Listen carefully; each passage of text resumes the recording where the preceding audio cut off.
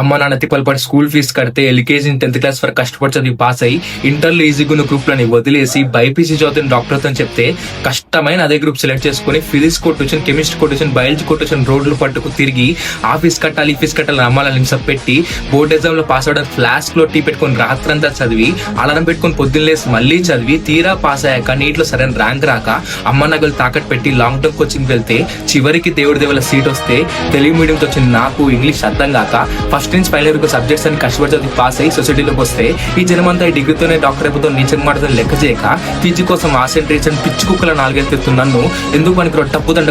కానీ నాకు తిడుతుంటే ఒక్కో మెతులు గొంతు దిగక ముళ్ళ గుచ్చుకుంటుంటే మింగలేక కక్కని సస్తు బతుకు పీజీ కంప్లీట్ చేసిన నాకు ఎవరో ఒక మహానుభావుడు మంచి మనసుతో అవకాశం ఇస్తే దాన్ని కూడా లాగేసుకోవాలని చూస్తున్న నీలాంటి బేవర్స్ గారిని ఎదిరించి ఈ రోజు నీ ముందు నుంచి మాట్లాడుతున్నా ప్రాణాలు కాపాడే డాక్టర్లం మాకెంత పొగరుండాలరా.